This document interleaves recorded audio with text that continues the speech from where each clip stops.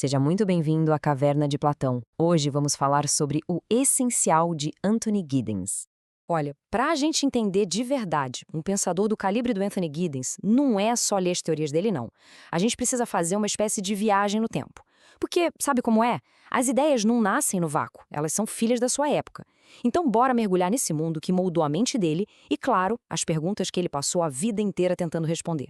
Imagina só, Giddens nasce em 1938, com a Europa prestes a explodir na Segunda Guerra. A juventude dele, então, foi toda marcada por aquela grande promessa do pós-guerra, sabe? A reconstrução, a criação do estado de bem-estar social, aquele sistema que prometia segurança para todo mundo. Mas, ao mesmo tempo, ele cresceu debaixo da sombra da Guerra Fria. E aí, mais para frente, já um pensador estabelecido, ele viu essa promessa toda começar a ruir. A crise do estado de bem-estar, a chegada de gente como a Thatcher e Reagan, essa caminhada do otimismo do pós-guerra até essa incerteza do neoliberalismo, é nesse chão que todas as grandes ideias dele vão brotar. Vejamos as principais teorias de Anthony Giddens em ordem cronológica. O trabalho dele tem uma evolução bem nítida, sabe? Ele começa conversando com os pais da sociologia e, aos poucos, vai construindo um diagnóstico super original sobre a nossa época. Então, lá no comecinho da carreira dele, nos anos 70, o Giddens se deparou com um baita problema. A sociologia estava toda dividida. De um lado, você tinha o pessoal focado na economia, na linha do Marx. Do outro, o foco era na cultura, como Durkheim. E ainda tinha a galera do poder, tipo o Weber. O Giddens olhou para isso e falou, não, isso está errado. Para entender a sociedade moderna de verdade, a gente precisa juntar tudo isso. A ideia dele não era só fazer um resumo dos clássicos, não. Era pegar as ferramentas que eles criaram para construir algo novo, uma teoria social muito mais completa. Aí, nos anos 80, Giddens chega com a sua contribuição mais famosa de todas, a teoria da estruturação. E aqui ele ataca de frente um dilema clássico da sociologia. Afinal, nós somos livres para fazer o que a gente quer ou somos só marionetes das estruturas sociais? A resposta dele é genial, é o conceito de dualidade da estrutura. Para entender, pensa na língua portuguesa. Ela é uma estrutura, certo? A gente usa para se comunicar. Nenhum de nós a inventou. Mas, ao mesmo tempo, a língua só continua existindo porque a gente fala ela todo santo dia. A gente usa, a gente até muda uma coisinha aqui e ali. Ou seja, a língua é um meio da nossa ação, mas também é o resultado dela. É essa dinâmica, essa via de mão dupla, que o Giddens viu em todas as partes da sociedade. Chegamos nos anos 90. Naquela época, muita gente falava em pós-modernidade. Mas o Giddens discordava.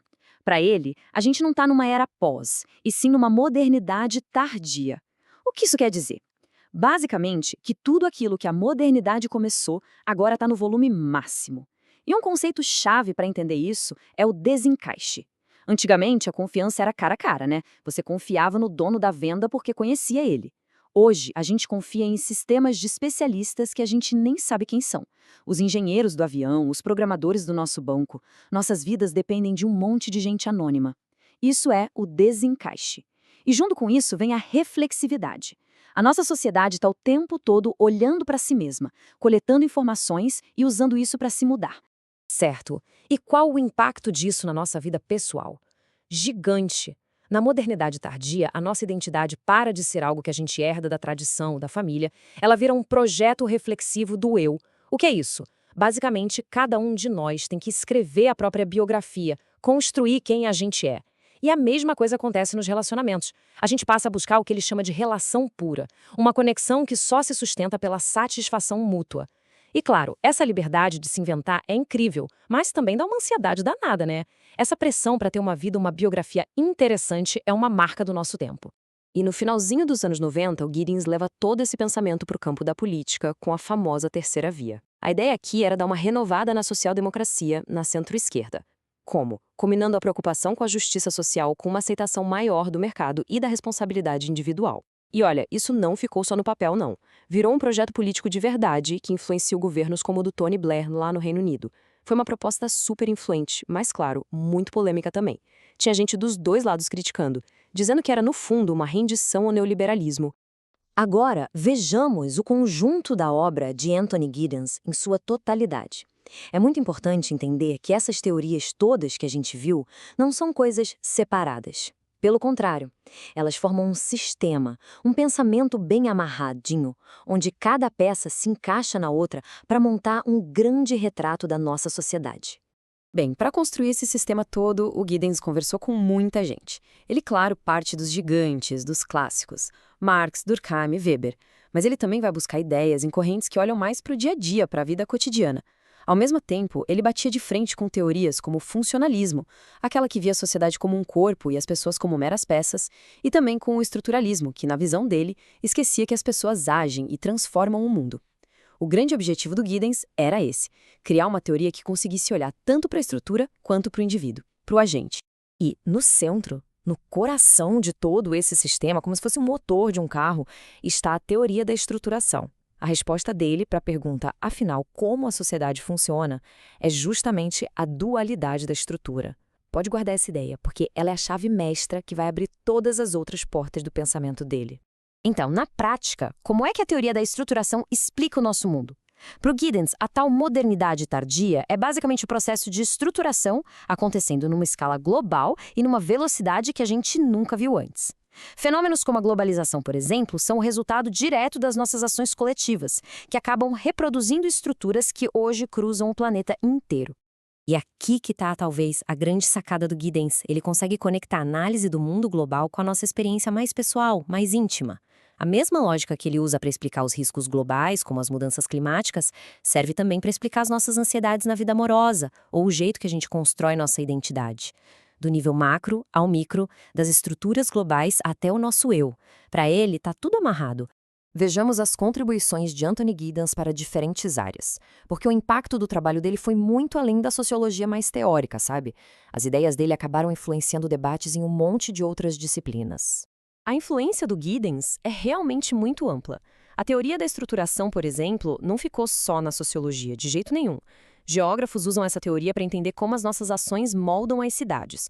O pessoal de administração aplica para analisar como as regras de uma empresa, a estrutura, são mantidas ou mudadas pelas práticas do dia a dia dos funcionários, a ação. E, para além da academia, Giddens também foi uma figura importante como intelectual público. A maior influência política dele foi, sem dúvida, a terceira via. A proposta, como diz a citação, serviu de base para a renovação de vários partidos de centro-esquerda, com o caso mais famoso sendo o New Labour, do Tony Blair. Ou seja, ele foi um sociólogo que não teve medo de botar o pé na arena política. Mas fica a pergunta, será que ler Giddens ainda faz sentido hoje em dia? A resposta é um sonoro sim. As teorias dele não são peças de museus de forma alguma, são ferramentas muito poderosas para a gente conseguir decifrar o século XXI. Vamos pensar em alguns exemplos bem atuais. A briga entre os algoritmos das redes sociais, que são a estrutura, e aquilo que a gente escolhe postar, que é a nossa ação, nossa agência, isso é um problema de estruturação clássico. A crise do clima é o maior exemplo que a gente tem dos riscos globais que ele já falava lá atrás. E o jeito que a gente monta a nossa identidade na internet, com perfis super editados, é o projeto reflexivo do eu funcionando a todo vapor. Da tecnologia à ecologia, as ideias dele continuam super atuais. Esses são os livros essenciais de Anthony Giddens. Para quem quer ir além e se aprofundar, nós separamos 3 obras que são os verdadeiros pilares do pensamento dele. O primeiro, fundamental, é A Constituição da Sociedade, de 1984. É nesse livro que ele vai apresentar de um jeito bem completo e organizado a teoria da estruturação. É uma leitura densa, vou avisando, mas é essencial para pegar o coração da obra dele. O segundo livro é As Consequências da Modernidade, de 1990. Esse aqui já é mais acessível, uma ótima porta de entrada para o diagnóstico que ele faz do nosso tempo. É a leitura principal para entender as ideias dele sobre modernidade tardia, globalização e a sociedade de risco. E, por último, Modernidade e Identidade, de 1991. Esse livro é para quem quer entender como todas essas grandes mudanças sociais que ele aponta batem na nossa vida mais íntima, sabe? Na construção de quem a gente é, nos nossos relacionamentos, na nossa relação com o nosso próprio corpo. Obrigado por assistir. Se gostou do conteúdo, curta o vídeo e se inscreva no canal para mais vídeos como esse.